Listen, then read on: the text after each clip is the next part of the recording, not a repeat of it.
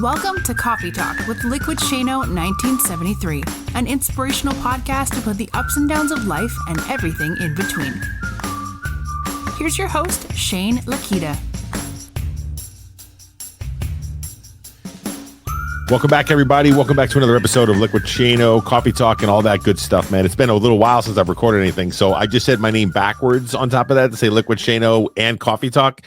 But I have this guy to my left or right, whatever side you're looking at right now. His name is Ben. He's been on my podcast before. I've been on his podcast before.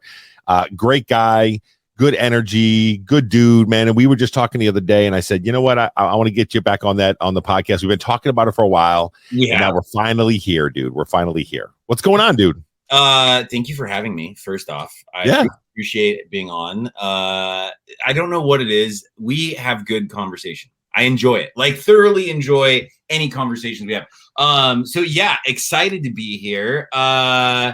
What's been going on? Life. Like at the end of the day, that's what it is, right? You get into it and it just goes. Tons of things happened this last year, and I'll position it this way. I'm going to position it this way because I think this guy. I'm going to tell you what. I live in the state of Maine, right? So the state of Maine, everybody all knows about lobsters and deer and some moose and some other stuff like that. And I don't really go and mingle with the animals and go mingle with the people out in the wilderness. I see deers walking across my yard, and I'm like, wow, look at that, right? My neighbor, he hunts. I got all this other stuff. I talked to this guy Ben. And we're going to get into it, but I'm going to tell you what, you want to talk about like a Bear Grylls, like get out in the wilderness and get crazy and wild and try to live off the land. This guy right here, Ben, tell me right off the bat, Ben, because if you don't follow him, you should. I'm going to put up his TikTok handle. I'm going to put up the other stuff that he goes out there to.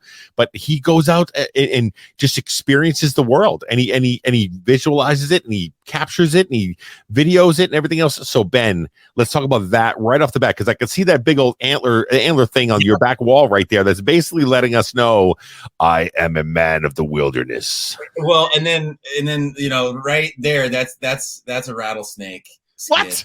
Yeah, that's a rattlesnake skin. You can see the rattle right at the top. It's about 11 rattles.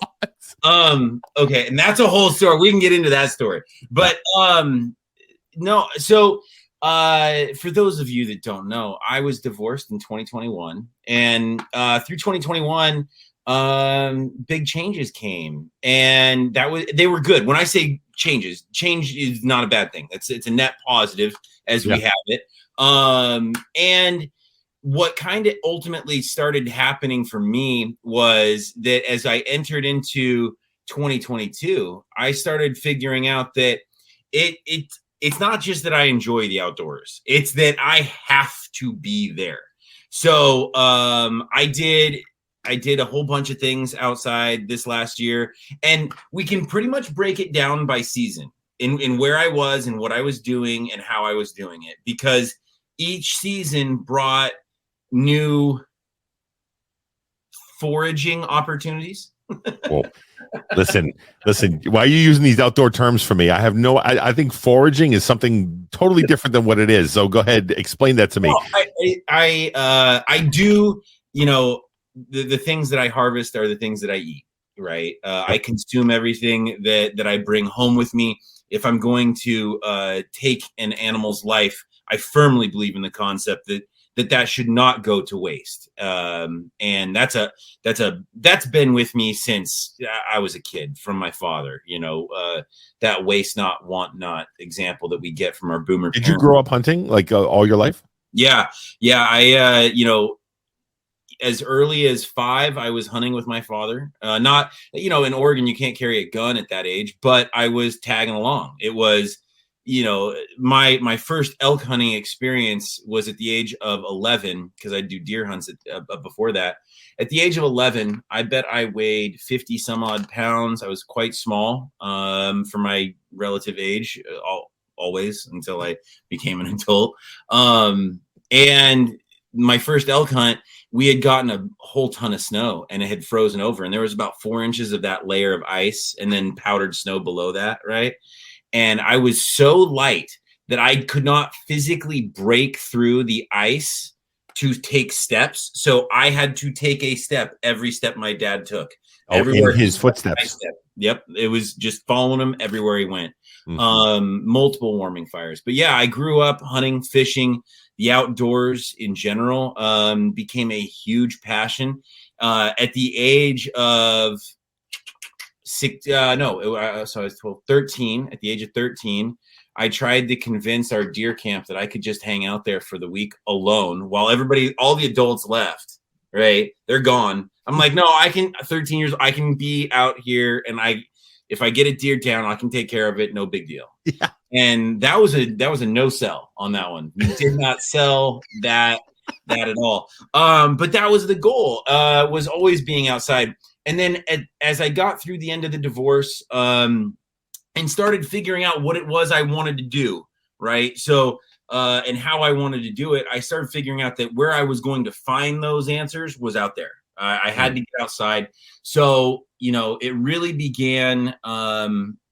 So as we got through the end of 21, January of 2022 hit. And the first thing that happened was Hannah ended up going with Peyton to Disneyland for a mother-daughter trip, super fun.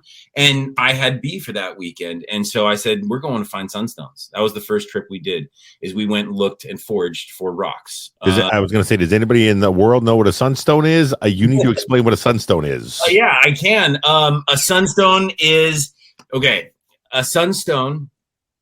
Think of glass as a sunstone. Sunstones are found all over the world. They're not unique to Oregon. However, the one that is in Oregon is very unique because of how it was formed, right? And all rock and all minerals are formed in it's compression in time. It's how it goes, right?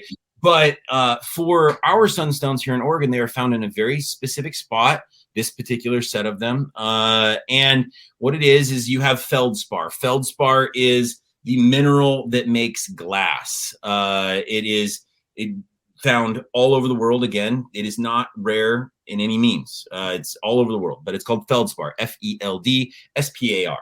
And feldspar, when it makes contact with lava, it explodes like glass, and it shatters like glass. What? So about 15 million years ago, there was a volcano that erupts in the Steen Mountains, and it sent lava and ash about 70 miles south, and call it due south, to what would have been an ancient lake bed at the base of Hart Mountain in the deep southeast of Oregon. And the lava makes contact with this feldspar on the bottom of this lake bed. And when it made contact with it, it goes boom, right? And when it goes boom, it's also fusing all these other things into it. And so our sunstones here in Oregon are fused with copper. There's copper that runs like ribbons through them. And now I'm a little interested. Like I was literally thinking this is a geology nerd stone talk right now, but it's not. That sounds pretty cool. It's cool. It is cool. I mean, it's neat. I think the concept of being able to look at things that happened a long time ago, right, and say this is where this came from is awesome. I love that entire concept. So sunstones now. Sunstones here in Oregon, they've been picked over. We have a public collection area, and then there's also mining operations that are truly mining them out in these. It's a desert, basically, at this point. Are they mining them for like decoration, or do they have like a purpose? Like jewelry. I mean, yeah, they're a precious stone. So you can mine them for jewelry. You can mine them for all sorts of fun things. But ultimately for sale. And I'm sure at some point I will put some of the sunstones that I have in my collection up for sale. The kids and I, we've gone through and we have a jar of what we call our keepers. They're not for sale. Yeah, no way. Yeah. And then there's the ones that we'd be willing to part with, So those stones are located in the deep southeast of Oregon. And in the deep southeast, it's a high desert. And in particular, we have rattlesnakes down there. So we did sunstoning January, February, and March. By the time we got to April and May, it starts to warm up. The snakes come out, the scorpions come out. And I'm not going to be the father that's having my kids picking on the ground in bushes. There's a, like, for all you could, but you're not going to be that guy. I'm not going to do that.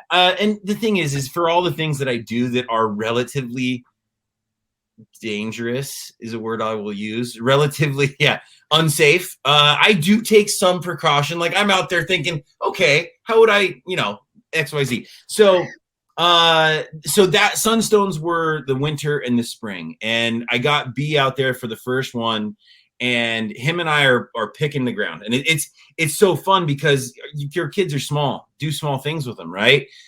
They're low to the ground, looking for things on the ground. They love that. And each one is just another treasure that they're just finding. And they're so excited when they find one. I guarantee you they're flipping out. Well, and the neat part about this particular environment is they're everywhere. So, I mean, quite literally, the ground is just scattered with them. Actually, inside that fish tank is the sediment that I use is sunstone sediment. And it's in there. And so it creates because it's an ancient lake bed. So think like almost granular glass that's not sharp, but that's what's there. So, and you mentioned the term, or you said when you do dangerous things. I mean, you opened this conversation just now talking about rattlesnakes and being out there. And let me tell you something. One of the things that I fear the most in life, actually, there's two things in life that I fear, probably more than anything else. Okay. One of them is spiders. I can't stand spiders. Like literally, I scream at a really high pitch. Like my voice goes from really deep where it is now to screaming at this pitch where you can't even hear it. It just shatters glass everywhere, and I run away. And the second thing is snakes, man. I can't do it. And then with the rattle going. I'm like, no, man, I'm all set. I'm tapped out. And I had no idea you had rattlesnakes in Oregon. I thought it was always like out in Arizona and things like that. That's crazy. We have high desert, so we do get rattlesnakes. That's a fun story. Do you want me to tell this rattlesnake story? Please do. I'm sure I'll probably run away real quick and I'll have nightmares tonight, but I thank you. Thanks. Go ahead. So this story is probably 2014, 2015. My father and I are in the deep down where these sunstones are. We're down in that area. We're down in that neck of the woods. And we were antelope hunting at the end of the summer. It was my tag.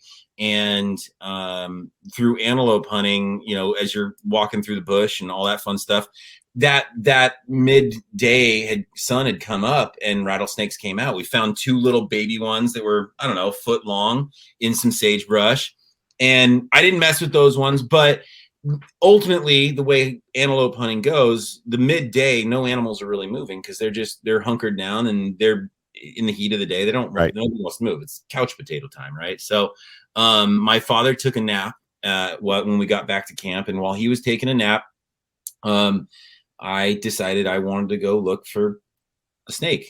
I feel like we just started the scene of a horror movie. This is where we go. You're going to go out on your own to go look for snakes. Oh, so that can happen naturally because I am where I am. I'm in an environment that's very snake. There's going to be snakes because we're at a watering hole and it's the high desert. So where there's water, there's small game, rabbits, squirrels, mice, things like that. Where there's small game, there's predators. So I go do a quick little hike out and around, and it's literally like 300 yards from camp. It's a big U, and there's a cattle trail because cattle are coming to water also, right? And I get on top of this little knob, and I'm on this cattle trail, and there she is. And I know it's a female because she's big, and she's coiled up in the middle of a cattle trail, just rattling at me, right? Like ready. So, what? Yeah, just ready to go. She's ready to go. Now, here's the best part. As soon as she sees me, the first thing that I said was, let's tango. Like that's, and I said that out loud. I said, let's tango. And how old were you? This is 2015. So I was 30. Oh, okay. It was about 6 years ago, 7 years ago. Okay. Yeah. I'm 33. So you said it's time to tango. It's time to tango. Let's do this thing. Now in my hand, I am equipped with a 6 foot long walking stick that I also use as a shooting stick. And it has a prong at the top where it's just to rest your weapon, right? And then I also have a knife, a very sharp knife called a Havlon. It's surgical grade steel, all those fun things. Now, as soon as this snake sees that I am not backing away and that I'm actually the aggressor, it goes and runs. And when I say runs, I mean slither. I know it doesn't have legs. Okay, I get that. It just starts taking off running down the road. See you later, guy. Slithering down the hill, and it slithers into these boulders. And when I say boulders, I mean boulders like this. One of them was probably the size of a 60s VW Bug. I mean, huge boulders, right? Big ones, yeah. And she gets herself into this crevice, right? And she's on the ground, and I can reach her with the stick, but I'm on the downhill side. So in my mind, my goal at this point is get the snake to attack the stick, latch onto the stick, because I have like a foam grip at the top, right? I have a foam grip at the top. I want the snake to I want its fangs to accidentally latch into the foam, be unable to retract, and I can pull her out and then stick her with the fork over her and then just knock her head off, and she's done. Now, couple things. One, I'm pulling her downhill, meaning I'm pulling her down the hill toward me. That's an easy target. He's going to come straight at you. Yeah, it is. Other things that my now ex would remind me of. I was at least I was an hour away from any cell service. Yeah. And I was probably 3 hours away from emergency services. Nope. Right. So nope. We are not in a friendly place. And I reflected afterward, and I agreed with her. I was like, yeah, that probably I haven't done that since. But I wanted this snake. It was a 4 foot long one, and we don't get big ones like that up here in Oregon very often. So, and I know somebody's in the Southeast like, oh, that's not even a big one. Come on, man. That ain't one of my pythons we got way down here, dude. Exactly. So I'm jabbing. So I'm sending my stick 6 feet into this little cave, and I'm aggravating her. Like, I'm making her angry. And at one point, or maybe a couple points, I remember seeing her venom spit. Like, I could see it. Yeah, like the whole thing. It was super cool. So she finally does latch on. I drag her out, and I just stick her head to the ground and cut her head off. And amongst the commotion, my father has now woken up 300 yards down the hill, right? And there's his son, Lord of the Flies, holding this snake up, right? Eat snake. Yeah, and he's like, he goes, "Are you fucking crazy?" Like, he's like, no, like, no. So yeah, that's how I got the snake. We did eat the snake. It was quite delicious. Well, you said anytime you kill any animal whatsoever, anything, you put it to use, you know? Yeah, I'll eat it. I do believe in that concept. But yeah, so the snake hunting. So that's the deep southeast of Oregon. I am drawn to that area. Something about the mountains that exist down there. I'm very at peace when I get down there. So that's what I was going to ask you. So I remember, I mean, I followed you for a long time on TikTok, and we've been friends for a while. And I remember when you were going through the divorce, and you were going through a lot of that stuff, and you were somewhat private, but you were still kind of open a little bit, and you were just like, where we're at with it. And I know there's a lot of things, and a lot of people on the podcast that follow me or the different avenues. We're always talking about what do we need in our lives to be able to find that outlet or find that place that we can go or something we can do, whether it's therapy or whether it's, exercise or whatever. It sounds to me a lot like this is your outlet. This is your place that you can go to be able to say, okay, you know what? All my worries are pushed aside. So tell me about that. Like, how do you feel when you go out there? What's your feeling when you're heading out there in the wilderness? Absolutely. So first, I will say that I do therapy. I love therapy. Yeah, me too. Fun. But when it's really interesting because one thing that kept happening last year as I would go on my adventures, and to give everybody an idea, I talk about this in my newsletter that's coming out. I think I ended up there's 52 weeks in a year. I'm pretty certain I spent 42 of them outside. I was gone, away from home, doing my thing. And the one thing that I kept figuring out was I would make these plans to do TikToks, like make TikTok. Like I would have these audios saved to make TikToks when I'm out there, right? I remember thinking, oh yeah, this will be so fun when I'm out there. I'll be berry picking, rock picking, doing whatever. And I made some of them, but I did not make many. I really went pretty quiet on the social media stuff. Yeah. And what I started figuring out was I needed to find a way that I wanted to show people what it is I do and how I do that. And ultimately, I would get so caught up in the present moment of where I am that the idea of making TikToks just didn't matter. It became a non-thing. The idea, I think sometimes as creators, we do tend to put some level of pressure on ourselves where it's like, I have people that we think that we have people that are sitting there waiting for us to make content. They're fine. They're living their life. They're not sitting there like, where's Ben? No, it's not that way. They're living their life. Exactly. Twiddling their thumbs, just waiting for it. Come on, let's go. And it's just not the way it goes. And I did feel like I was putting pressure on myself to make content. And then that made me feel inauthentic or unauthentic, whatever that word is. Yeah. And so, and then that would seep into the idea that's taking away from the experience I want to have outside. So didn't make a lot of content as it was when I got out there. And so since I was spending so much time, a lot of content just didn't get made because my Monday through Friday was working like crazy and hitting goals and doing that stuff. And then weekends were bye. I'm out of here. I got to go. And so for me, it's interesting because it's certainly as I've gone through this entire year and understanding what the outdoors is for me, it's not just that safe space. It's not just the quiet. It's not just those things. It is the idea that it's grounding. It's grounding for me. That's the way I'm going to say it. So to the degree that I would go on insanely long hikes, like 12 to 15 mile hikes in a day, and just and I would have these thoughts like one of them I think I recorded. It was about trees, and the idea was that okay, I travel here to go see the trees, the wilderness, these things, right? Yep. If I were a tree, or if you had the option to be a tree, would you want to be a tree on top of a hill? Would you want to be a tree down by the water? Ooh, that's a good question. And the idea being that, well, you're a tree, you can't move. So do you want to hear the same stream every day for the rest of your life? And we're talking hundreds of years, right? Mm-hmm. Or do you want to be up on the mountain with a view, but you're in relative solitude and it's quiet, and maybe that quiet gets deafening? Right.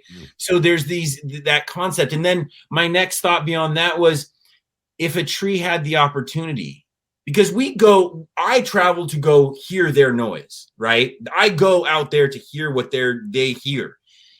If a tree was given the opportunity, would they opt to come listen to our noise and the noise that we make?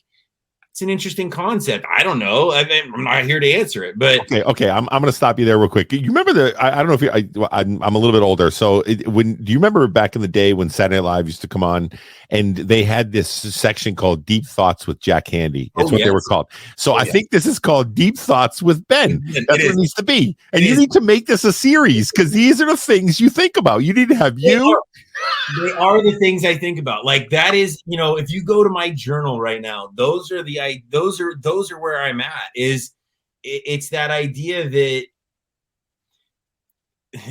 and this is just a slogan that's going to come out for Ski, my new character. And we're all energy. It's all energy. Everything is energy. And so if everything is energy, then we have the ability to affect that energy in a positive and negative way. Me being outside was always about being present in that moment at that time. And as we leave the winter time and enter spring, with spring comes new life, right? And in the springtime, what we go foraging for is mushrooms. Me and the kids, we're going to keep our eyes to the ground, but now we're looking for mushrooms, and in particular, we're looking for morel mushrooms. Those things look like little Christmas trees. Yeah, exactly. Yeah. I've never seen that, but I see people, they're infatuated with it when it's that season, man. They love those things. Oh, they are addictive. I mean, it is. And the thing is they're really easy. Once you find them, you find hundreds of them typically. I mean, it is, once you find a batch, you find a whole bunch of them. And again, for the kids, it's engaging. They might not eat them, but they're going to use their little hands, and they got their, I get my kids little knives, and they're out there cutting them and doing all that fun stuff. It's an absolute blast. And then, like, I have photos, and these will be in the newsletter, but I have photos there was a trip where the kids and I picked 10.2 pounds of morel mushrooms. Wow. 10.2 pounds. Because mushrooms are not heavy. No, they are not. But we just hit this weekend where it was absolutely the most ideal conditions that you could ever have. And again, just being present and being there. You know, the neat part about mushroom hunting also is kids don't figure out that how far they've hiked. Okay. Oh yeah, no, because they're occupied by everything. They're occupied by other things, and so they're not understanding how far they just hiked. Because we would also, I ended up taking the kids on a hike as we got into the beginning of summer. So we do the mushroom hunting through April and May, and now summer is upon us. It's camping season, right? Now we're going to go to the lakes. We're going to go to the streams. By the end of the summer, we're huckleberry picking. And the first trip that we did for the summer kind of kickoff was as a child, a fond place that I had in my memory bank was this gold mine that is located in the Mount Hood National Forest. It is unmarked on a map. You would have to have been to it to know that it exists. Right. And it is a decommissioned gold mine, and it is a 3-mile hike in, 3-mile hike out. And the hike going in, my kids hated me. Tears falling. Oh no. They're not happy with going up the hill. It was all the things, you know, the trail was hard. The things were hard. And at some point, I think B was the one that had the tears flowing in this conversation. My son, and he's crying. You know, we're probably 2/3. I mean, we're real close. 3/4 of the way there. We're almost there. Yeah. And he's saying he's tired. He doesn't want to keep going. He wants to turn around. I said, listen, if we get to that gold mine and it's one of the coolest things you've ever seen, wouldn't it be worth it to say that you got to it than not? And ultimately he comes to the conclusion that, yeah, let's get there. If I've already gone 3/4 so far, I can do the next quarter. Are you nervous at that moment of time to say, if we get there, he's like, this sucks, man. What are you doing? No, because I remembered it as a kid, and my kids, especially my son B, he is very similar to me. And I know that he would enjoy this, because this particular gold mine is very unique in the idea that you can actually see the gold in all the walls. It's just there. We brought back samples of it, but the reason it was decommissioned and nobody wants to go for it is because it's low quality gold. It's very soft in nature, but you can see it in the walls. I mean, everywhere, just sprinkled. I mean, it's crazy. That's and awesome. the tunnel, you know, the cave itself is probably 100 yards long, 75 to 100 yards long. And we had a blast. The cool part about it at the end was we're hiking back, right? And we all know as we grow up, the trip going there is always longer than the trip going back. Always. Because all of a sudden when you're coming back, you have the landmarks. You know that if I see this tree, I'm this close to my destination, right? It's the unknown of where we're going that puts us in a paralyzing fear of, I don't want to do this anymore. You gotta jot that down, man. That's some deep thoughts by Ben. It is, but it's the truth, right? It is. We don't know where we're going, so I'm just going to not do that thing out of the fear and the pain of what I'm currently experiencing. Get beyond that. Go beyond the existing now and move into where you want to be. And so we continued hiking. So on the way back, they were all giggles. They had gold in their hands. I like gold. And so we would make, you know, there were crossing these landmarks, and they'd say things like, oh, I remember this log when we crossed over it. We're almost there. Like we're this close. And it's like, and they can say things like, the next thing we're going to see is this tree or this identifying marker, whatever it is. So that was like our first trip. And then the next thing I wanted to do with my kids was go to a place. Again, we all do this as parents. We take them to places that we were fond of, right? Sure. That we have core memories of, to develop those core memories. And I'm no different. And there is a lake. That lake is it's in the Mount Hood National Forest. because that's a lot of where I grew up as a kid. And it's 12 miles going in by car, but it's the last 4 miles. It's been referred to as a goat trail. Okay. It's not what you would call a road. I mean, it's it has the ability to handle a vehicle going down it, but this is not safe. I mean, it's not great. And we went there. Okay, so there's 13 weekends in the summer. I was there 10 of those weekends. The kids were there 5 or 6 of those weekends. And we had a camp spot that we just loved. And so you're sleeping in tents. So we did. Well, the other purchase that I made. That's another thing that I say that is not good for this guy. This guy likes his bed, and I like a bathroom to go to at nighttime. Okay, so there is a tent. The tent exists on the top of my truck. It's a CVT tent. So it's canopy vehicle tent. I ended up ultimately my goal is to be outdoors as much as possible. So my truck is fitted to do those things. I can throw 2 boxes of gear in the back of the truck and I can survive a weekend, maybe longer. You are Bear Grylls, dude. That's your name. Let's go.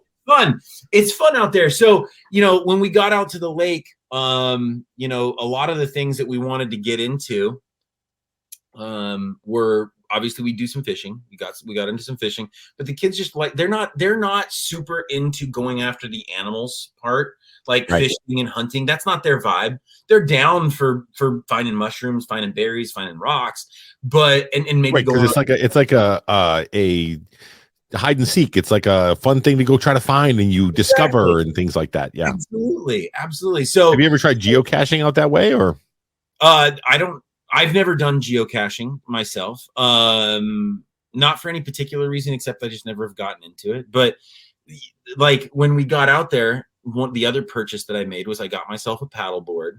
The kids had kayaks, and so I could bring our gear in on the truck and have watercraft, and we're swimming in lakes, scuba dive or not scuba dive, cool, man. And, the lake itself is. The lake itself is interesting. It's a high mountain lake. It sits at about 5,500 feet of elevation. You can't actually get to the lake until right around end of June, beginning of July, 4th of July weekend, somewhere right in there because of the snowpack that we get in Oregon. But the lake itself is warmer than the air temperature. So you'll see steam. It's like when you're there, it's like you can sit in it and it's almost like a sauna. It's great. So we got into doing all that fun stuff.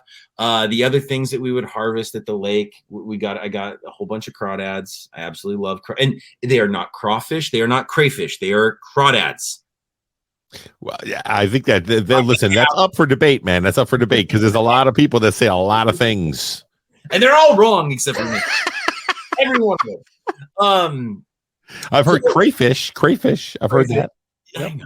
So now here's my unique experience coming out of that lake. I'm alone. So like I said, I have the kids split weekends, right? So some weekends I'm alone, some weekends I have the kids. You guys are co-parenting and co-parenting champs. I love the relationship that Hannah and I have. It's so freaking amazing. But on my second trip, on my first trip, because I went in alone first before I took the kids in, because I wanted to make sure that I could get there, right? Just with the snowpack and everything. So as I'm coming back out after a long weekend, it was actually 4th of July weekend, because it was my birthday weekend, June 30th, and then it rolls into 4th of July. I took the long weekend. I was gone for 5 days. That's how I spent my 40th birthday. Everybody asks, what'd you do for your 40th? I was alone and I loved every freaking bit of it. I don't do parties. I don't do presents. Yeah. I want to be in solitude. So on my way out though, after this amazing weekend that I had, there's trees that fall down across the Goat Trail Road, and I'm in a truck, and there's some of these trees that I was like, okay, remember this tree, as I'm coming out, because I think it's going to be real tight for me to kind of get around and maneuver around it without scraping up the truck real bad. Sure. And sure enough, I'm coming out, and I see one of the trees that I identified as a danger, right? And sure enough, I hit it with my tree or with my truck, right? Now, I didn't like hit it head on or anything like that, but I heard like it rake against the side of my truck. And I was like, okay, so I get beyond the tree after I've committed to hitting it, right? I'm about 20, 30 yards beyond the tree, and I get out. And so this is the scene, okay? So I'm in the middle of the road. Set the scene. Let's go. I'm in the middle of the road. I get out of my truck. I have no phone in my hand. My goal is to identify whether or not I have just like dented the passenger side of my truck or maybe made a big scratch, right? So I walk around the back of the truck. As I walk around the back of the truck, I look at the tree that's laying across the road, right? To identify if the tree is missing any limbs that would be attached now to my truck, right? Yep. There's nothing. It's all good. I was like, okay, sweet. So then I do that thing where we kind of like look down like the sidewall of the truck. I'm like leaned over, kind of from the back passenger side. I'm leaned over. I'm looking. I'm like, okay, everything looks ship shape here, right? We're good to go. I turned back around. Now, when the way that I turn around is important because what I did was I turned away from the truck and I turned back toward the tree. As I turned back toward the tree, I look at the tree again. And as I look at the tree again, right above the tree, I see an ear flick. It goes like this. It goes like this, right above the tree, 10 yards, 10 yards to the other side of it. Little ear goes like that. And no shit, there is a wolf, a gray wolf. What? Standing in the middle of the road. Writing it down. Now, a couple of things. In Oregon, we have a known population of 175 wolves. They have migrated in great numbers. We could get into a whole debate on whether they should be here or should not be here, whatever. It doesn't matter to me. What I will say is I thought I'd seen a wolf a few years ago with the kids on a mushroom hunt, actually. And I did not see a wolf on that. I know that now because when you see a wolf, you do not mistake it for a coyote. Like there's no mistaking. And for me, it's in the legs. The legs of a coyote are quite thin. They're dainty. They're bounding. You know what I mean? Wolf, they're are massive, huge. This animal probably weighed 140 pounds. Wow, I bet 140. Now, so I see the wolf, right? I'm at the back of my truck.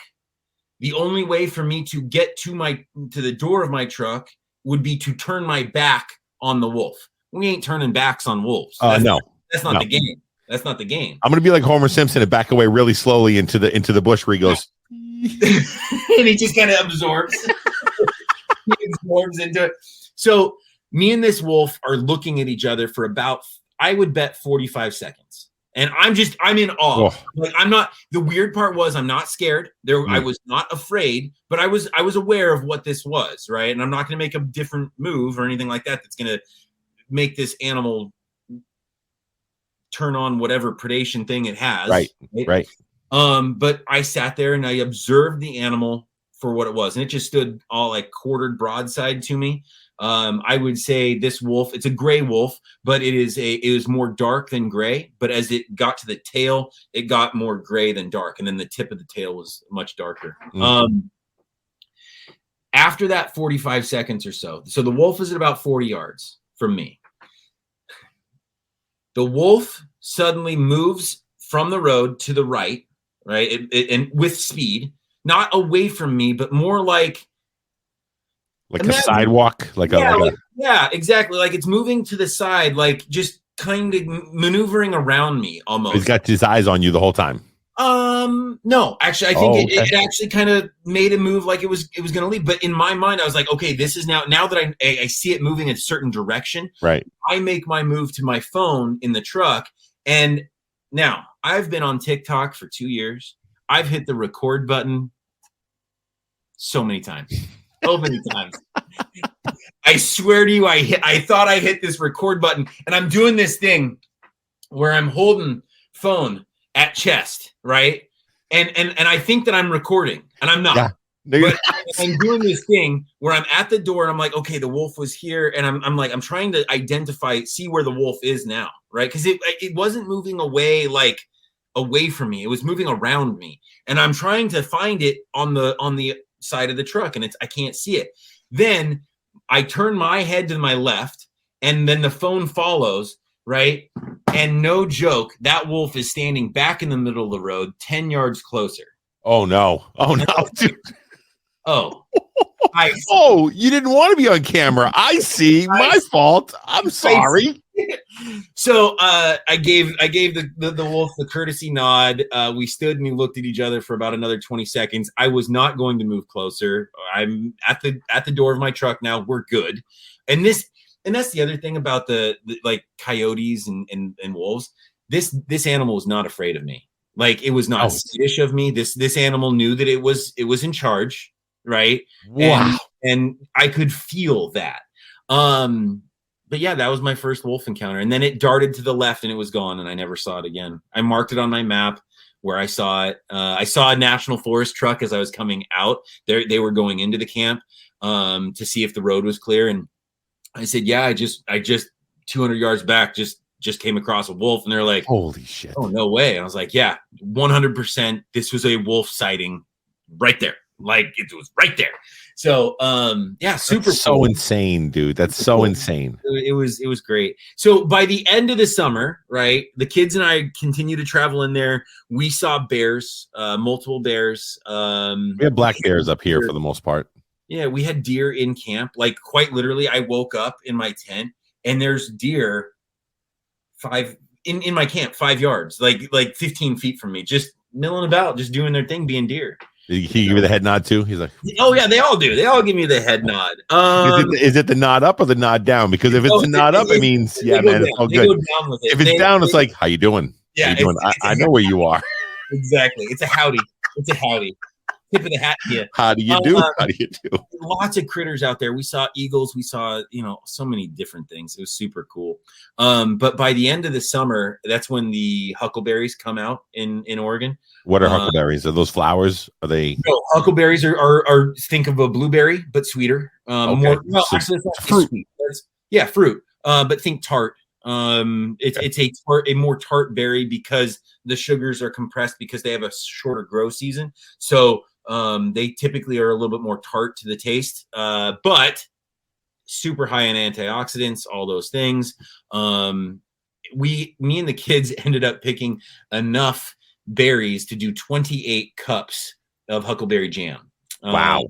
And I'm still eating on that. If I have any left, I promise I'll send you some, but you might be next year. That needs to happen tomorrow. Because I did send some to the likes of Morg and Meg, Steph, the ladies, and they are actually, Steph's husband's like, I need him to send me more. Yes. Like, it's really good. It is really good stuff. But yeah, so I've just never had huckleberry. So for me to be able to say that I put I can say it fancy like this and go, I put huckleberry jam on my toast. Thank you so much. I put the huckleberry jams. Here's the thing. Huckleberry jam is good for pancakes, toast, bread products in general, right? Banana. Oh, it's really good on banana bread. All jokes intended. But the other thing that it's really great on is vanilla ice cream. Like, just amazing flavor. So the huckleberries were a huge hit. We had an absolute blast. The interesting part was there's other campers out there, right, in this camp spot, and the kids and we would play card games at night, but we would also pick berries at night because it's cooler. And you can actually, because you have your headlamps on, you can see the berries easier. There is no way in Sam's hell that I'm going out in the dark. Hold on, wait a minute, Ben. This is what I've done. Okay, guys, listen. We in the 40 minutes that we've talked so far, here we go. This is what I want you guys to hear. We've heard about snakes. We've heard about, we haven't heard about the scorpions, but I know the scorpions are around right now. We've heard about deadly caves. We've heard about a wolf that's a few feet away from you. We've heard about killer trees that want to be able to destroy vehicles. Bambi coming by to each and you want to go out at nighttime with headlamps? Yeah. And it was so fun. We would go picking like for an hour or two at night. We'd play cards and we'd take a break between playing cards and go pick berries. It was an absolute blast. But I would have other campers come up and be like, they'd see us picking these berries and they're like, what are you doing? And I was like, oh, we're picking huckleberries. And they're like, wait a minute, all of these berries around camp are edible? And I was like, every single one of them is edible. You can, and I was like, you could eat. I was like, I picked one, I just ate it right in front of them. And, you know, like part of being outside, right? There's always this conversation that happens with non-hunters or foragers in general, right? Is the idea that you're taking life, right? Like I understand that there's life Sure. being taken in hunting. And how can you do that and not feel, right? Like how can you go through that experience and not feel? And it's not that I don't feel, it's that I feel incredibly amazed at the opportunity and the blessing that I have. The interesting part is, and I would tell people this over and over again, this animal behind me, Alfred, cried over him. Really? Actual tears. Yeah. I almost ever, I can't think of a big game animal. I can't think of a big game animal that I've taken that I have not cried over. And a lot of it, what happens is there's a lot of adrenaline that comes, right? Sure. Just the adrenaline of hunting. But then there is this release. And the release happens when you see that animal's, the life leave that animal's eyes. And that's the end. A lot of times what for me it is I will place my hands on that animal, feel its warm body, and whatever that exchange is of that energy, I'm brought to tears. And it doesn't sit there and laugh. It's not like, you know, sobbing forever, but it is very emotional. It's very, it's an awareness of what it is you just did, right? Being in the moment. Yeah. Being in the moment. And so I think of it as a blessing to be able to do those things, you know. I'm not a hunter. I'm not a forager. I do fish, but I'm not a hunter. But the thing about it is, I'm not one of those guys that is like, hey, why are you hunting? Why are you? Because I understand that concept of it. Hey, you know, there was one guy that I saw that was on.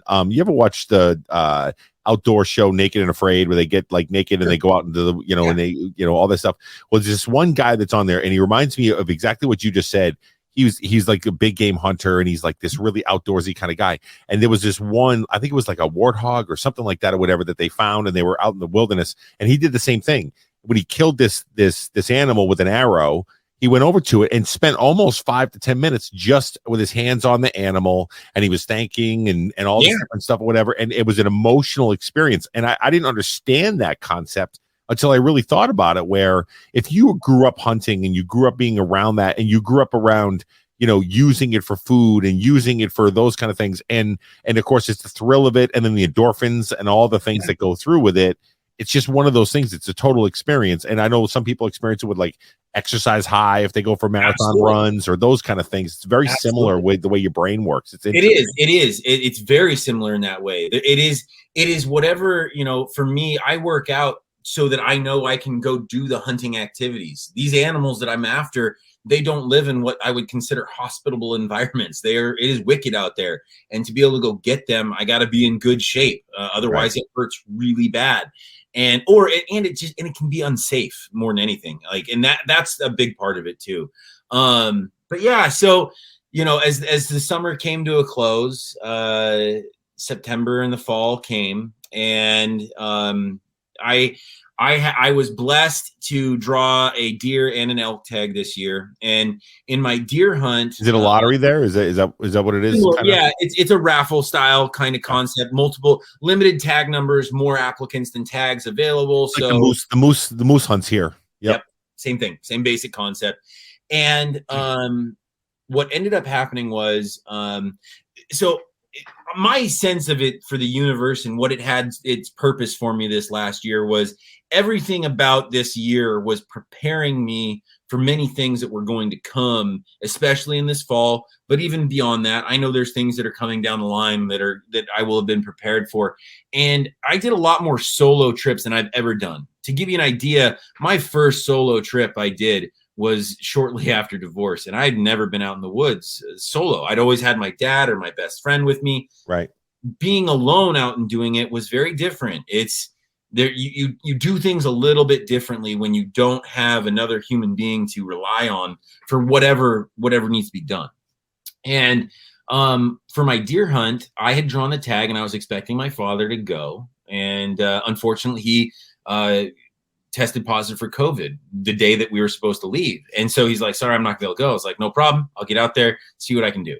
So I spent the first through 3-4 days out there on my own, alone, doing my thing. And some people can't handle that, man. Some people cannot handle the quiet of being by yourself. Yeah, it's so good. It's so good. I absolutely loved it. You know, I get to hiking out and so this environment again is high desert kind of area, big sage, junipers and stuff like that.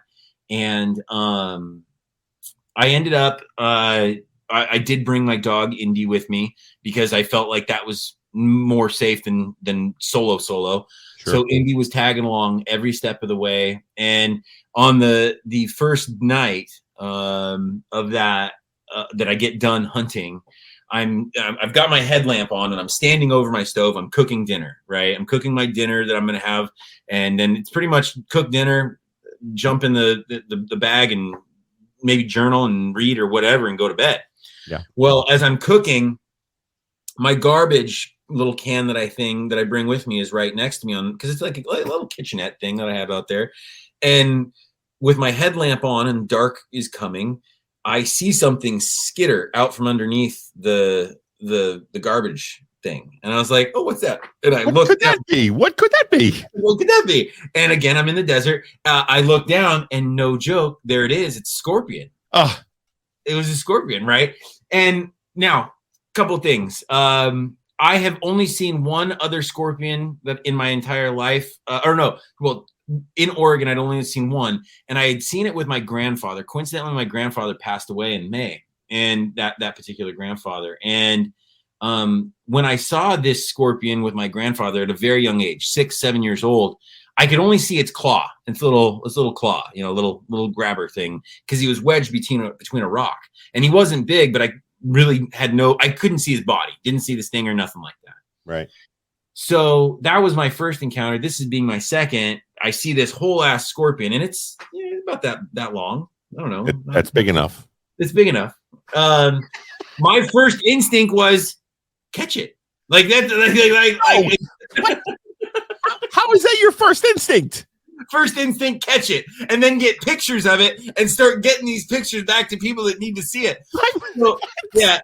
So I catch this scorpion. Now, mind you, again, because I'm an Eagle Scout and I'm expecting to also pick up rocks, I bring little Tupperwares, like 1 pint Tupperwares, right? So I had a Tupperware ready to go, and I scooped this little scorpion up, put him in the Tupperware, and I sent, I got phone service the next day or something like that. And I sent pics to my dad and the kids. And I was like, I asked my dad, have you ever seen one of these? He's like, no, I've never seen one. Like, we don't have many scorpions in Oregon. Oh, we have only one known species, and it'd be too cold up there for that. Yeah, absolutely. So, I sent the picture to my son B and my daughter Peyton, and ultimately their reaction told me that I needed to bring it home so that they could see it in person, because that's logical.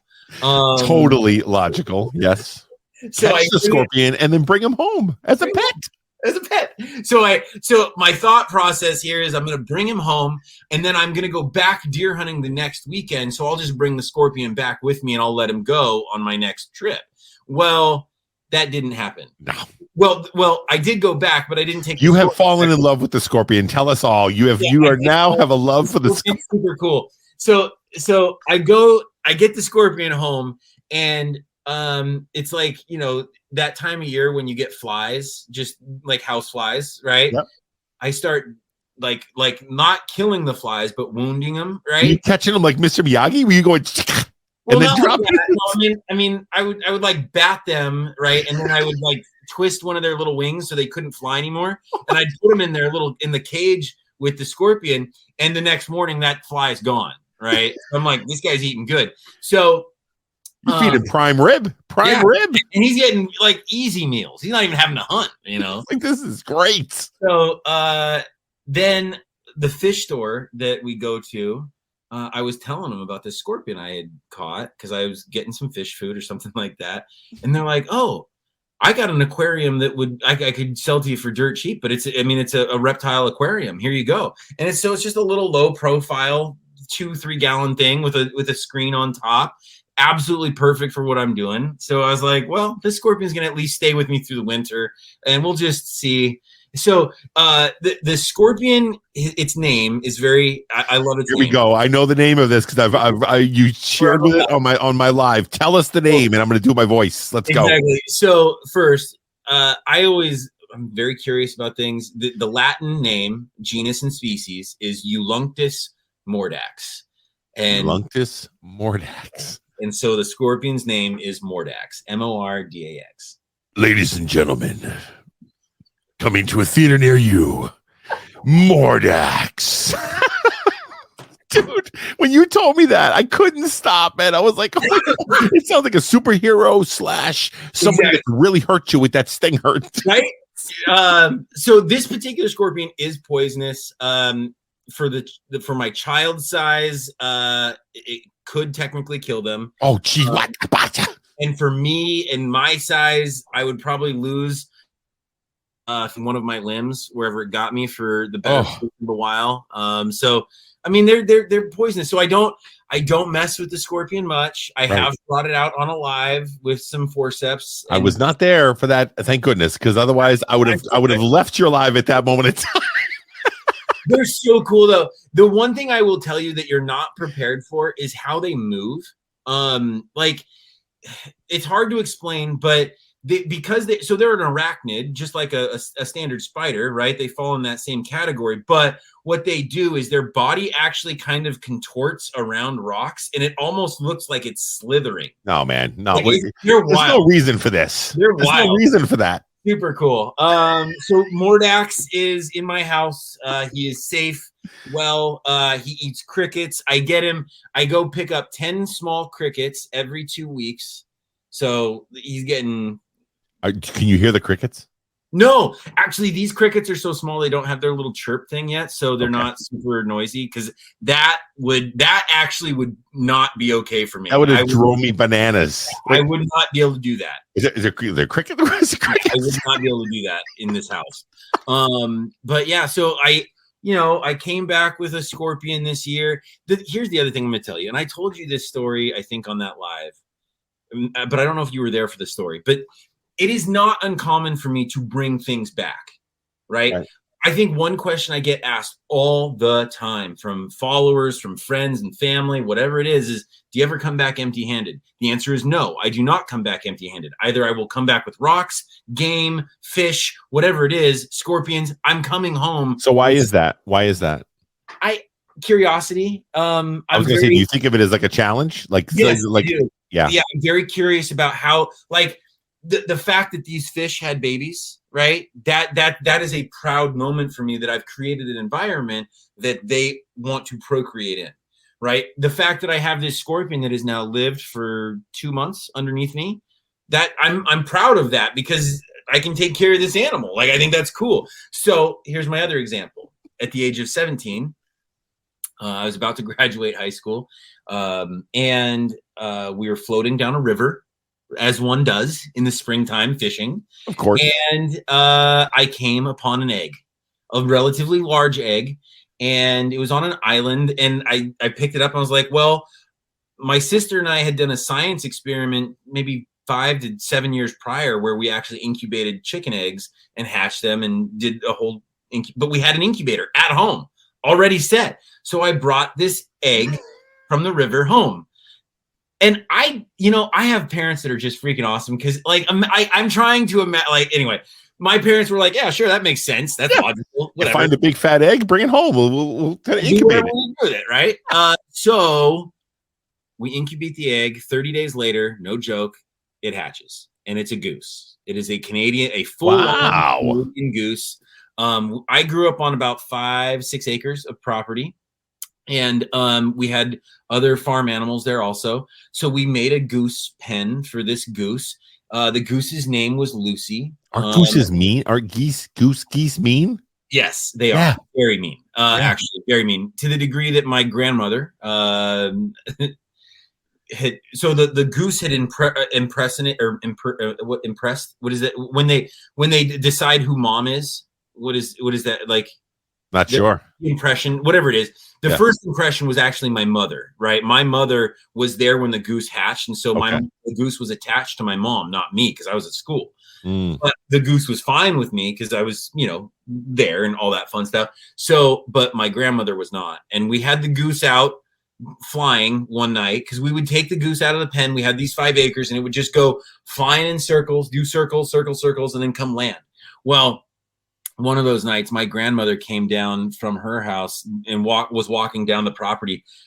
And as like a guard dog, this goose goes after my grandmother. Her legs were so bruised from wing beats. I mean, it was brutal. I heard they're mean and they're strong and they're they'll come at you. They do. They are not, but they're great guard animals. Like if you have property and you have geese on that property, you're gonna know if something's wrong on that property. Those geese will let you know. They're not gonna mess around. So yeah, it's not uncommon. Like just so you know, like this is the other thing. The goose was so popular, right? Like it would get out of its pen sometimes and just go into the neighborhood that was around our 5 acres. And we would get calls and people were like, hey, Lucy's out of the pen. She's fine down here, but you might want to come get her at some point, but she's just eating grass in the front yard. But everybody knew her, right? And then it was so fun because then, school figures out that I have a goose and we had like this little like nature area that was like in the middle of our school. And it had a little pond in it. And I took the goose to school one day and just... Where do you live, my friend? Like, are you kidding me? Do you live in like an episode of National Geographic? You have a pond in a nature reserve in the middle of your school? It was like a little nature. I don't remember. It was, but there was a little pond in the middle of this school. And it had, they were like, yeah, while we're in class, why don't you just have Lucy just go out in the pond? I was like, that makes sense. She's not going to go anywhere. So that's what I did. So I ended up that goose, Lucy. Lucy would end up becoming. It was a male. We'd misgendered. Yeah, but he's like, listen, guys. I'm a tough Lucy. I'm a tough Lucy. Exactly. I'm a tough Lucy today. But we had that goose for 2 years, and it flew away. It got out of its pen and flew away on like January 2nd or 3rd of the year, the second year that we had it, and it was really cool. Like you wonder what it was thinking after it'd been just flying. It always came back and it was always good to go. But then one day it just went, you know what, dude, I'm flying the coop. I'm out of here. See you later. So what we think happened was that's also when the migration happens for geese. He just latched on and it most likely heard other geese over the top of it and was like, oh, those are my friends. Go. Yeah. And got out. Yeah, at least they'll call me a guy. Like seriously, they're not going to get it wrong. Exactly. So yeah, I don't come back empty-handed. I will find rocks. I will find something that I come back with me that is relatively sentimental to the trip that I took. And it's always been that way. Even growing up as a kid, when I was 5 and 6 years old, tagging along with Dad, I would find the little things that I'm going to bring back with me. But it was always the curiosity of nature and how it worked that I wanted to be involved with. Like for the longest time when I went to college, I wanted to be a biologist. I wanted to be a fish and wildlife biologist. And then you figure out that's... And now you paint houses. Yeah. Because I figured out that's a lot more paperwork and bureaucratic crap that I don't want to deal with than just going and looking at fish. So I wasn't going to turn my hobbies into a career because that's, I think, the death of a lot of hobbies sometimes. It becomes too laborious and it's like work. Yeah, it takes the fun out of it. So, it was... that's what I do. I think that so as everybody knows on the podcast and everything else, we always talk about whether it's hidden messages or a bigger meaning behind things. And the thing about it is that what I love to hear, even though I know I give you a ribbon for the National Wildlife Federation plug that you do every single time you're on a live or whatever. But here's what I noticed, Ben. This is what I noticed. Whenever you come back from any of those times when you're away for the weekend or whatever, and you go live. Yeah. I noticed there's a peace and a calm about you. Oh. It's like literally, I notice it every single time. And I could see it.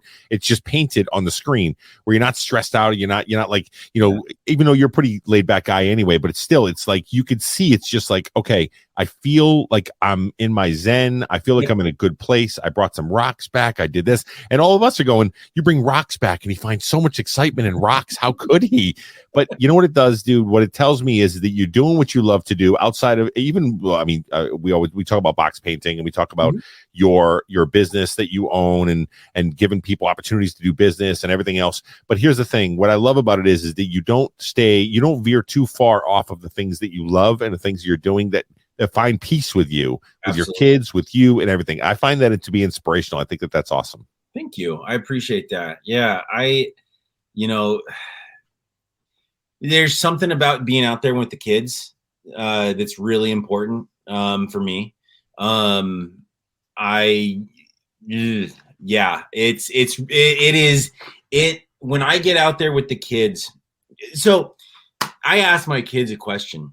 This was April of this year, because April would have been a full year that we were completely divorced. Separation, we're coming up on 2 years of being separated. So, but at April of this year, we were divorced for a full year. I was with the kids in the house on one of our Wednesday night things, and my son, being my son, he's in the bathroom taking a poop. Right. And for some reason, what is it with kids and they take poops and the door's open? You know what I mean? They can hear everything going on in the house. And my daughter. By the way, on a side note, I got one of these poopery things that I just picked up today. So that just reminded me of it, man. Like, seriously. But my daughter and I are sitting on the couch, and all of a sudden I had this question pop into my head that I wanted to ask my kids. Yep. And I've gotten into the habit of asking them questions like this, or relatively deep questions. But the question was, as we've approached a year of being, mom and I are divorced, co-parenting is going great. The kids, we had them in therapy for a little bit, but the therapist said, no, these kids are really well adjusted. Everything's going well. School stuff was great. Everything's going well. So I asked my daughter, but my son could hear me from the other room. I said, do you think that I'm more calm and less stressed now that we're a year post-divorce? What is your observable things for dad? You know what I mean? Right. And my daughter is 11. She's very bright. She gets social cues real well. Like she's real dialed in on that. And the funny part is that after I asked the question, do you think I'm more calm, less stressed? My son hears the question from the bathroom and from the toilet says, oh yeah, way less stressed, way more calm.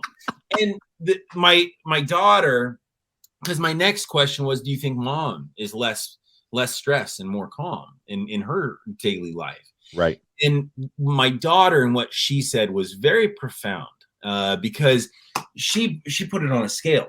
She said, if you and not that again, my ex and I's marriage was actually fantastic. I think we had a great marriage. Yeah. We just aren't each other's person. That's right. And I had a lot of work to do on my own. Sure. That's for me.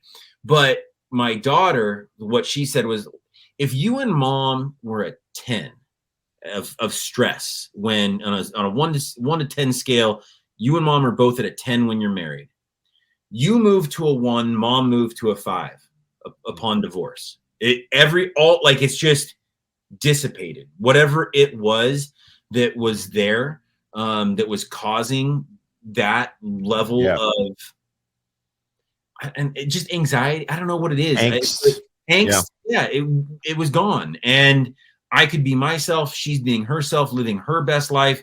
And I found it fascinating that they were able to, or my daughter was able to articulate that. And that we often think that our children, they don't see or they don't hear, they don't, they're too young to know. Yeah, they always have earmuffs on. They don't have any earmuffs on. They know exactly what's happening. They know all of it. You better just start making it that way because they know what's coming.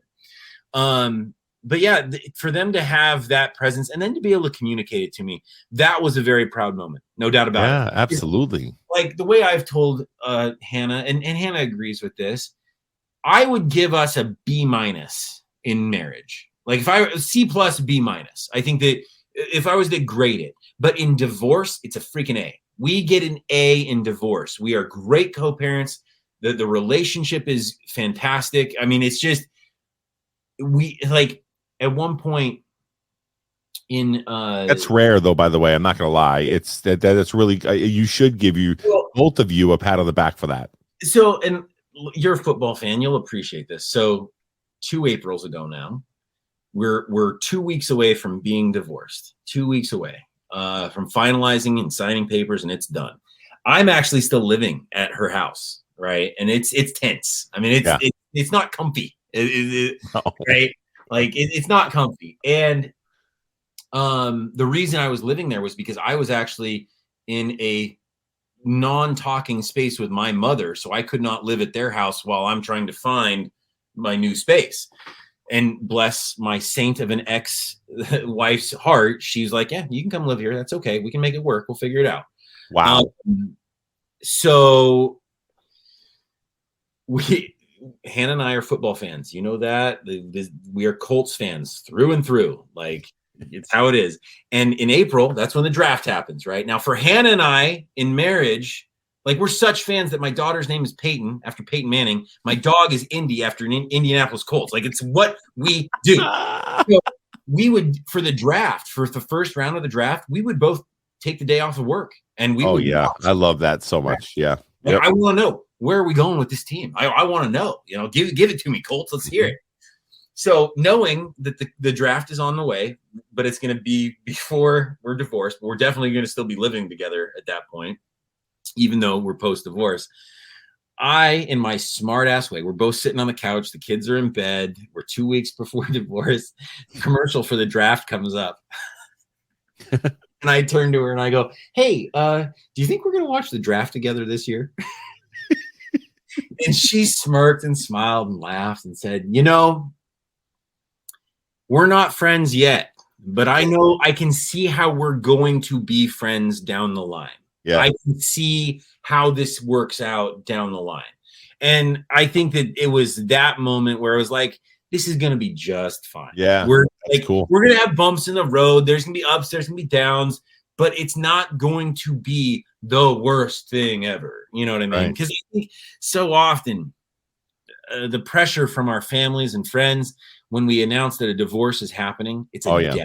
It's a freaking death in the family. It is catastrophic. There's I'm so sorry. That's there is nothing that could be possibly worse than this. No, it's not that. It's divorce moves the needle. There's no doubt about that. I totally agree. But there are active choices that you can make, and your now ex-partner can make, that can make it very easy or very hard. And if you continue to have open communication and honesty about what that is and how you're feeling, you'll work it out. So yeah, man.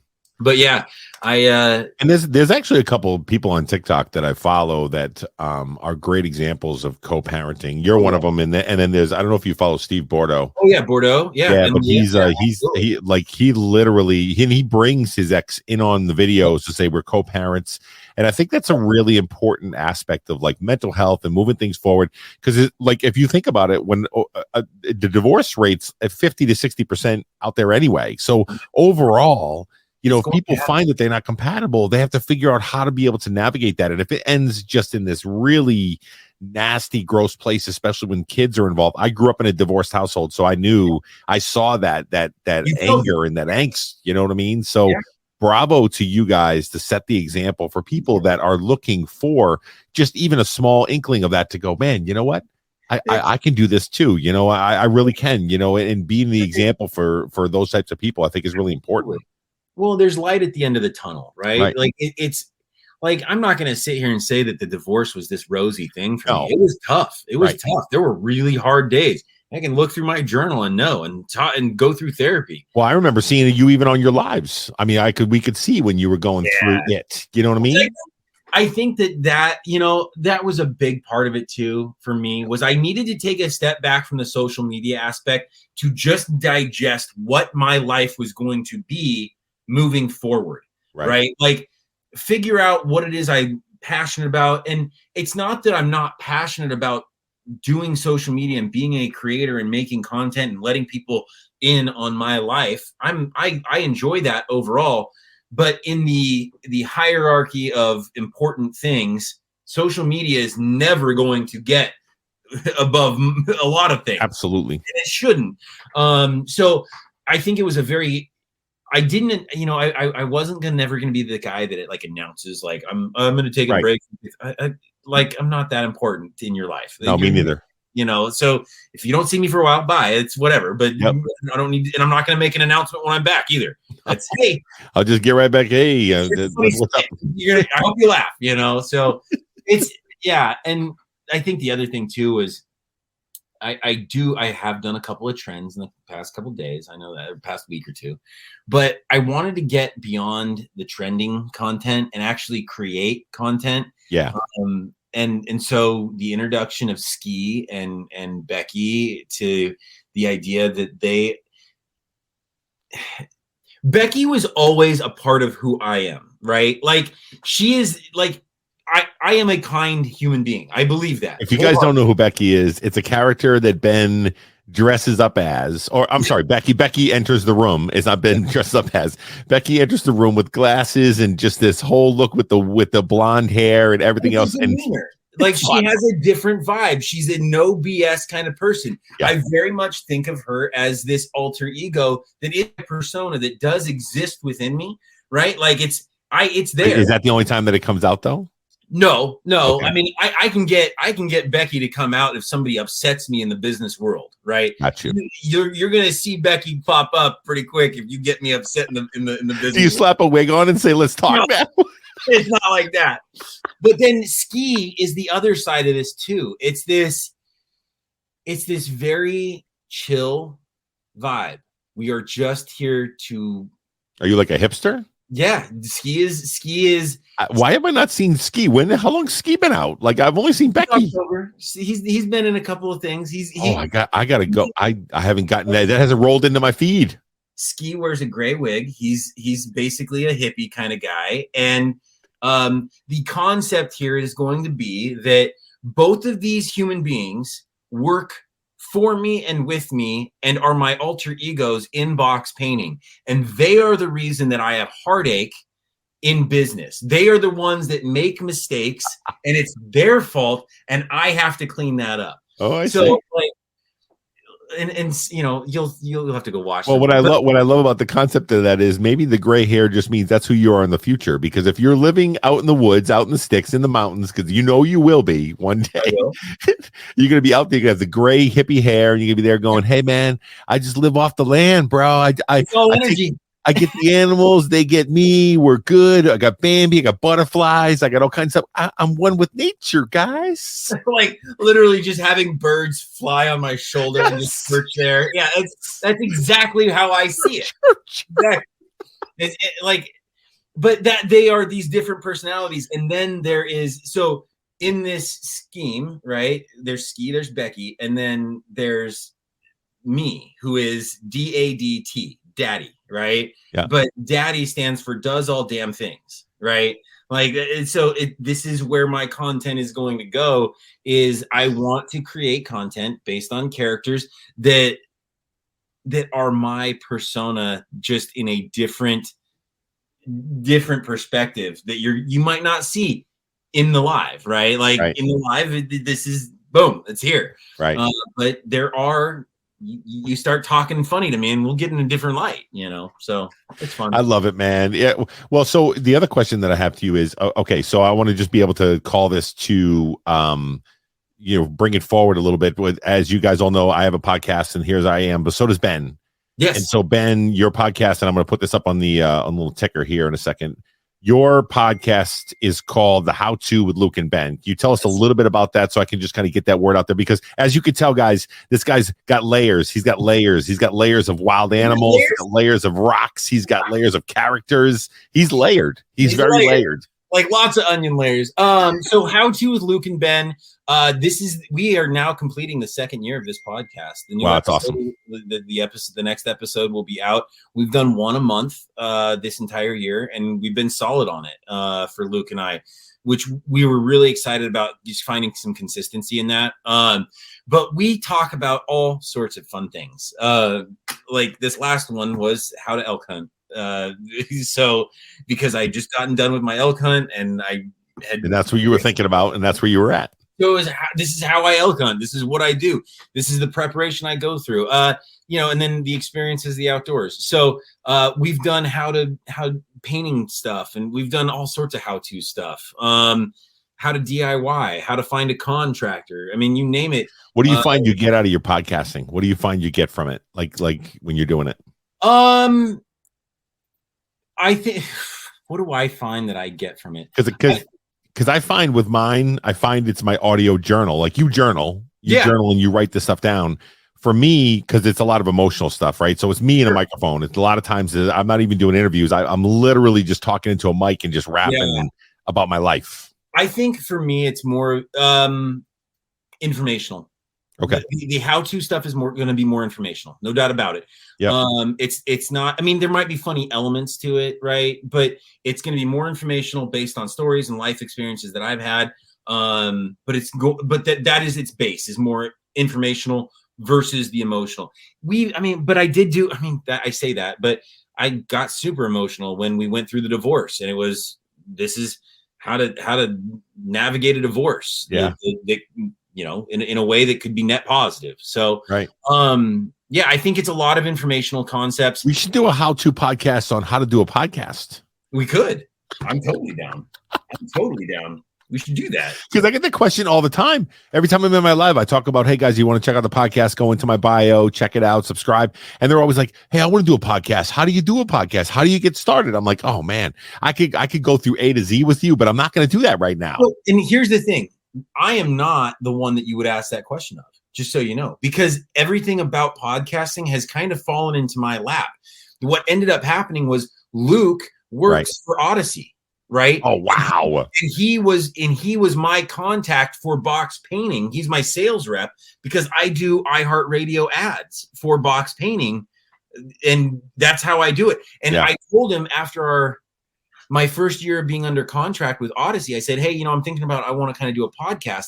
And sure enough, Luke's like, well, I'm an on-air talent for 1080 The Fan here in Portland. Wow.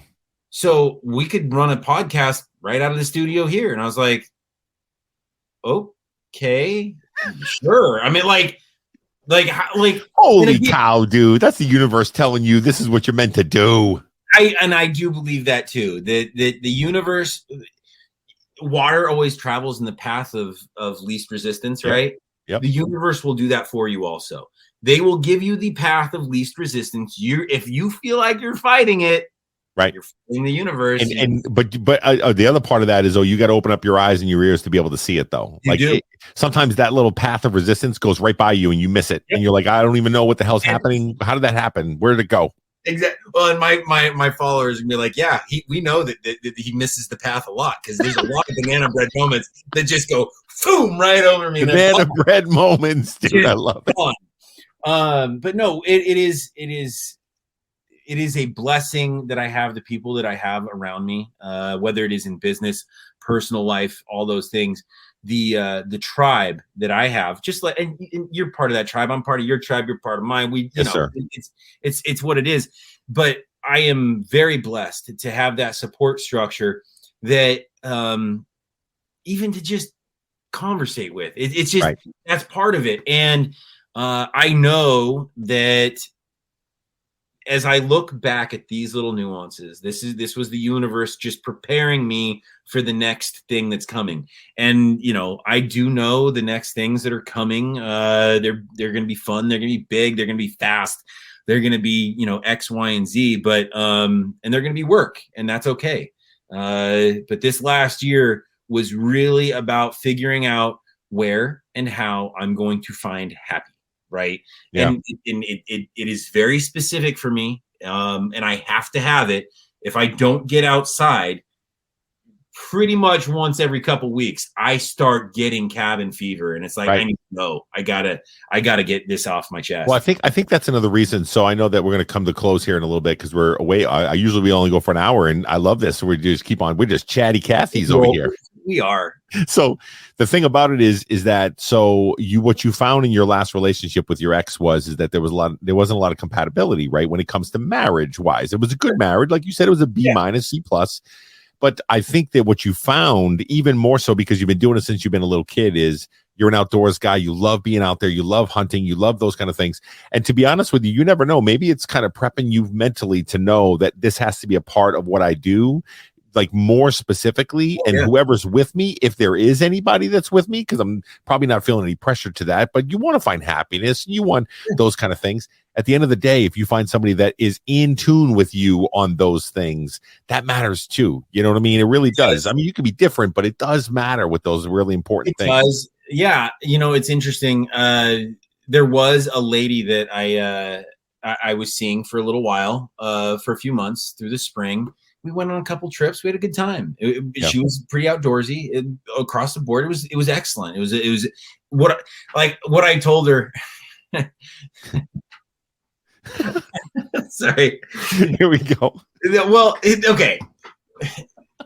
Part of the reason why my marriage ended is because I lied, right? I did some lying, terrible, bad things, right? Yep. So then I entered this relatively short relationship, a few months, with full honesty around everything, right? Yep.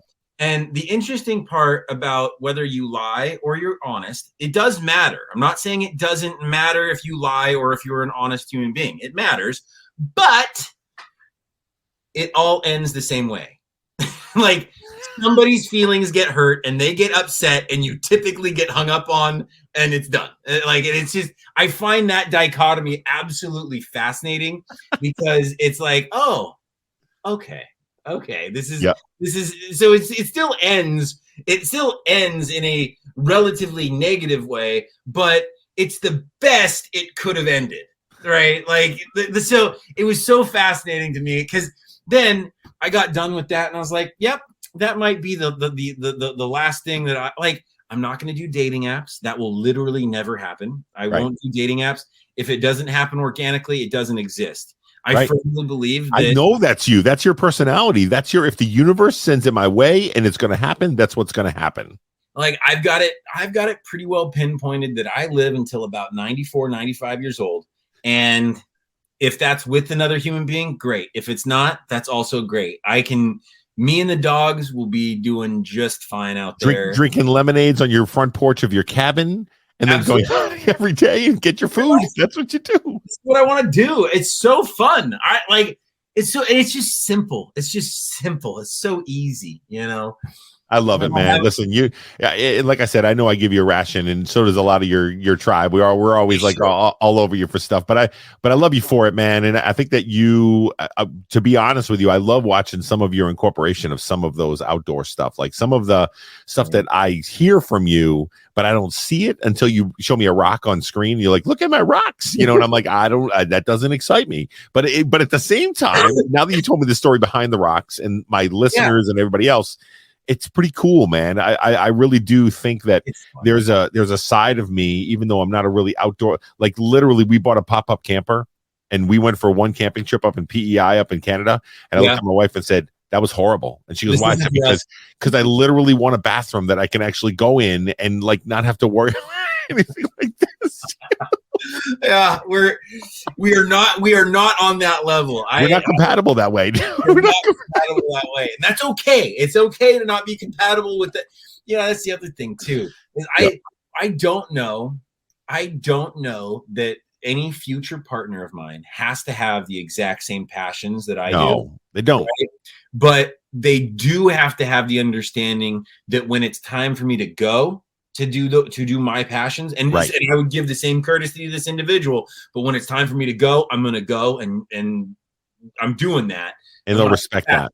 And when I come back, I will be recharged. I mean, you mentioned it, you know, and I can feel it when I come back from those outdoor trips, being out there doing my thing. I absolutely feel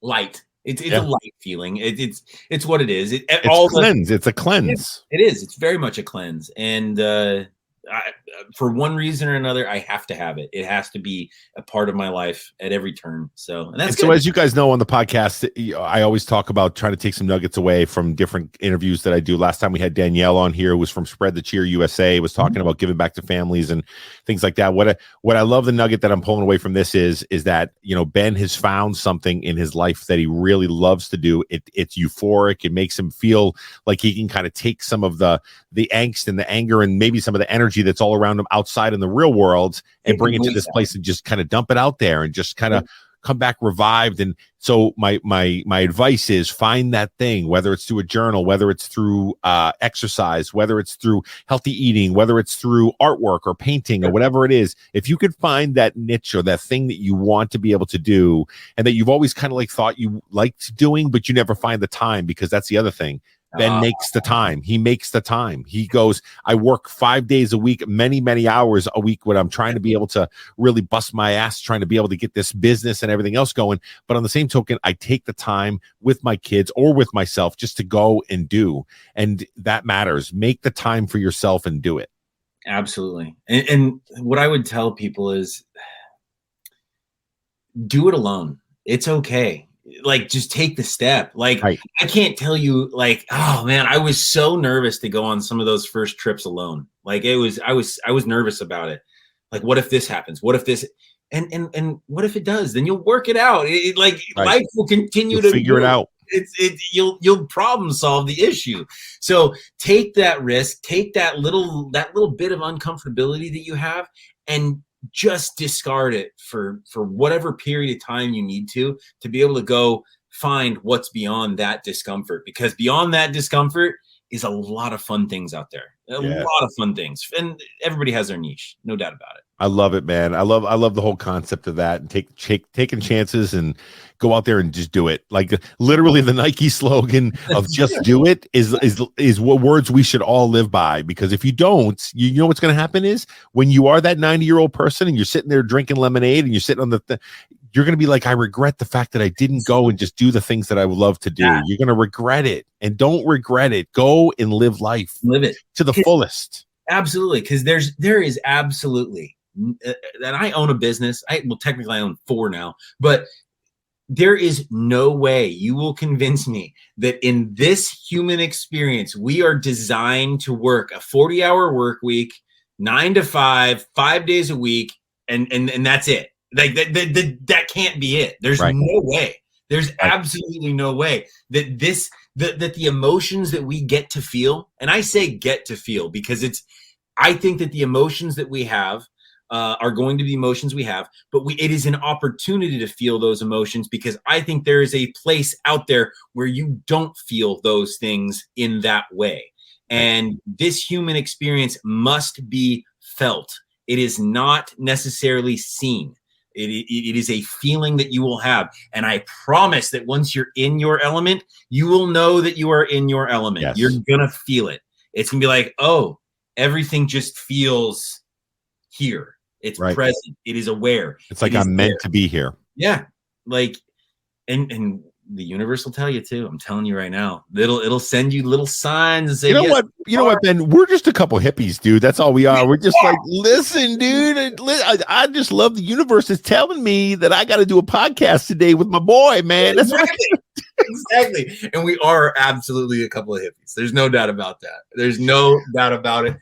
Old soul stuff. I love it. Me too, man. Well, listen, Ben, I appreciate you, man. I appreciate you hopping on the podcast here and the video cast. Anybody, if you don't know, it will be out there on YouTube, and I'll put out the link on Instagram and some other places. I am going to be getting back in the flow of doing some more podcasts. Like Ben said, sometimes you just got to kind of step away for a little bit. Yeah. Like, even though I didn't make any announcements of it, but I literally was like, I just mentally, I had to get right before I could get back into interviewing and really put my thoughts out there, because I had a lot of stuff going on in my own personal life. So it was something that, right? Yeah, like, it is. Sometimes we feel ashamed that we have things that pop up are like, why is that? Like, what are we, like, everybody's got things that pop up. It is what it is. Exactly. Live it and love it. Yeah, brother, I appreciate you, man. And hopefully next time I'll be out there on the how-to podcast with Luke and Ben. We'll have to do another one of those. But much love, my man, and I appreciate you being on the podcast today, man. Thanks for having me. Can't wait to see you soon on the live. Thank Yes, you for sir. listening Talk to soon. today's Talk soon. podcast. Please do us a favor and leave feedback and a 5-star rating on whatever platform that you use.